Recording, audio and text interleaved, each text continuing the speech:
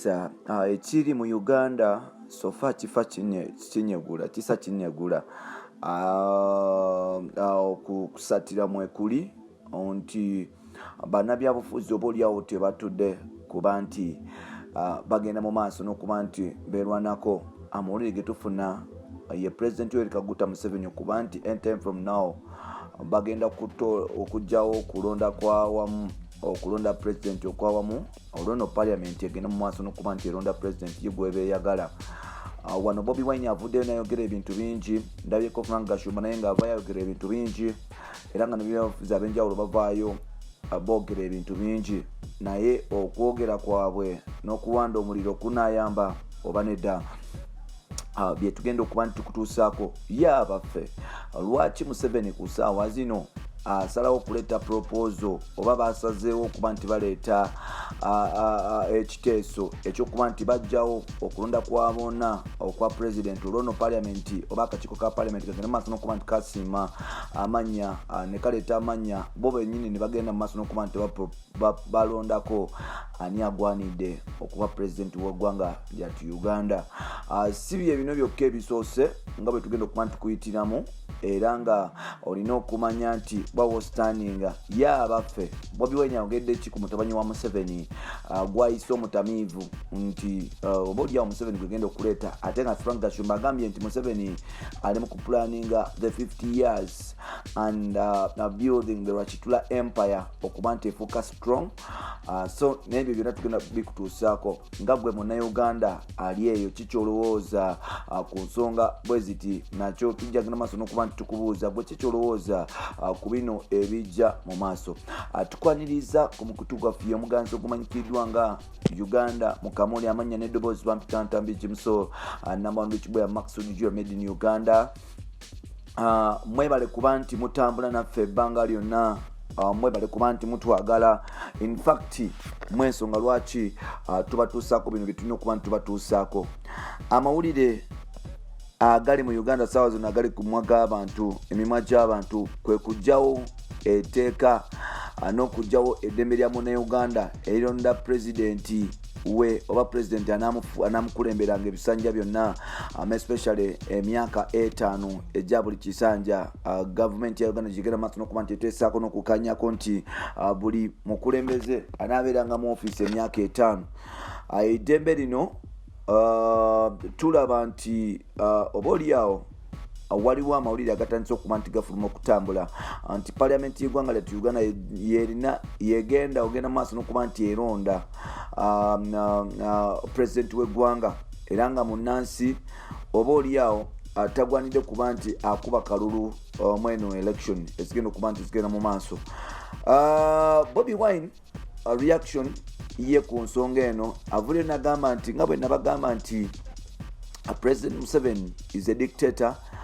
Yewaddeyo kuba nti akozesa amaanyi n'eryanyi okunyakula obuyinza bwa bannayuganda era nga bwe yakikola mu myaka egivuddeyo.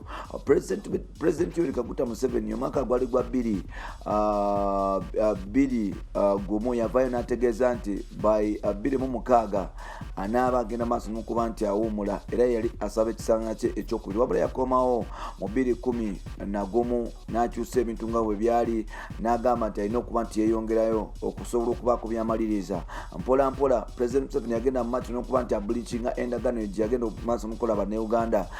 N'akomawo era omulundi omulala n'agamba nti bano baliwo tebasobola, waliwo byenjagala okutereeza era bagenda mu maaso n'okuba nti emyaka gigendera kwe kutandika okuba nti bashiftinga gye bayita age limit, term limit okujja ekomo ku bisanja era ebisanja bagenda mu maaso n'okuba nti babijjawo omwaka gwali gwa 2026 I think 2026 referendum twagenda mu bina bya bonna then okujjawo ekomo ku bisanja I think byali after 2011 now there elections ne bajjawo ikomo ku bisanja and now okujjeko mu kubisanja President Museveni yali agenda maaso n'okuba nti aweza emyaka 75 ate nga amateeka ga Uganda gali galaga nti emyaka 75 bw'ogiweza togwanidde kuba nti obufuga oba obeera mu ofiisi yonna ey'obukulembeze mu ggwanga lyati Uganda ne ku mulimu baba bakuumuuza dda. President Museveni yagenda mu maaso n'okuba nti ajjayo age limit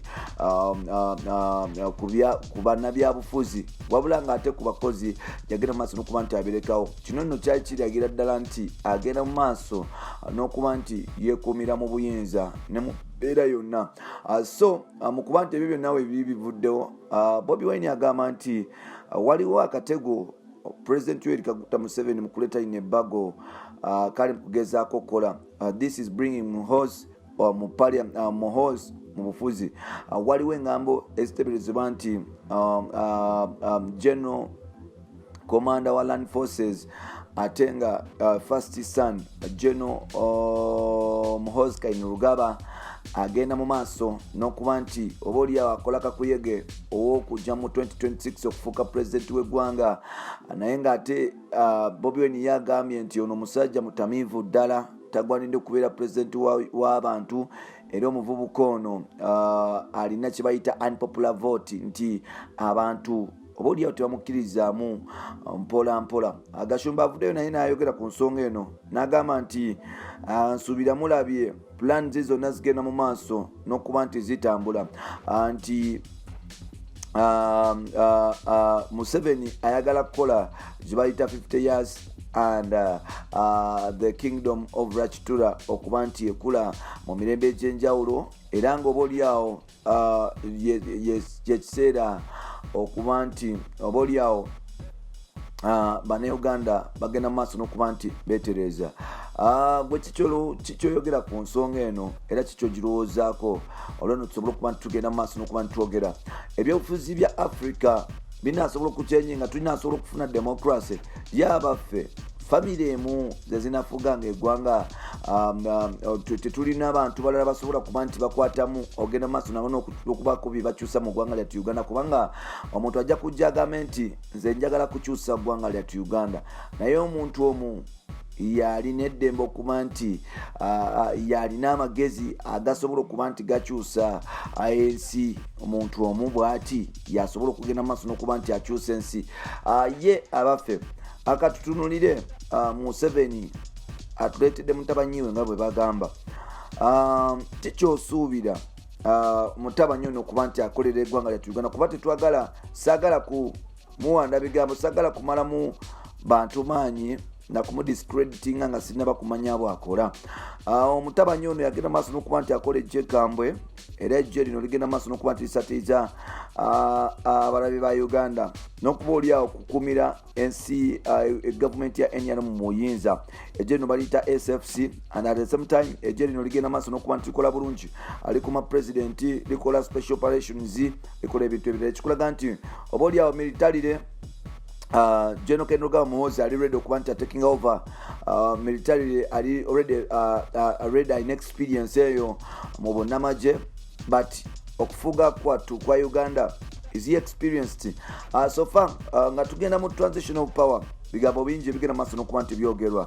Abalala nti Museveni agenda kuleeta mutabanyi we, abalala nti ajja kuwaka abantu abalala bafuge, abalala nti ate waliwo omukodomi ayagala okutwala naye ajja atufugemuko, ate abalala bagamba nti no position ejja kujja ekwatemu. But my worry is ani adda mu kulembeze ali agenda tufuga atya, kyetusinza okuba ntuwalikira. Muhoozi ne Bobi Wine bali ku lutalo lw'amaanyi ddala ku ntebe eno. Bobi Wine agamba nti yalina unpopular vote, mutamiivu ddala, tagwanidde kufuuka president w'eggwanga. Ane General Muhoozi agamba nti oyo omuyaga tasobola kuba nti afuga Bannayuganda kubanga muyaga ate at the same time mutamiivu. So far tetumanyi Bannayuganda kye basazeewo, naye ng'etteeka ligenda kuvaawo bagenda kuleeta kye bayita okukozesa unpopular vote nti parliament y'eggwanga lyattu Uganda yejja ogenda maaso n'okuba nti eronda president wa Uganda. So mmwe bannayuganda eddembe ly'okulonda president wammwe munaaba nedda nga mudimani nga simanyi oba botalonda president osobola okumudimani nga ntakoledde kino takoledde kiri. So eyo zibulame zigenda kuvaawo. Ndaba ne mu America abantu bagenda maaso n'okuba nti balonda omukulembeze ne mu nsi ezakulanga z'Ebungereza. Wano mu Uganda bagenda maaso n'okuba nti bakijjawo simanyi lwaki. So n'olwekyo katulinde tulabe ano gavumenti ya Bobi Wine agenze maaso n'okuba nti akunga Bannayuganda okutandika okwerwanako nti temulinda plan B kuba nti kino kyapeninga mulinde nti tukoze kino tukole kino. Nedda afudde ne bagamba nti mwerwaneko obudde nga bukyali era ebiteekateeka bwe biti temugenda mu maaso n'okuba nti mubikkiriza mu ggwanga lyattu Uganda. Mwebale okuba nti mutambula naffe Mampitantami Jimso omukutu guli gwa Uganda Mukamooli tujja kukomawo nga tukutuusaako ebintu ebirala. So wekumire wano osobole okuba nti ofuna amawulire mangi nnyo mangi ddala.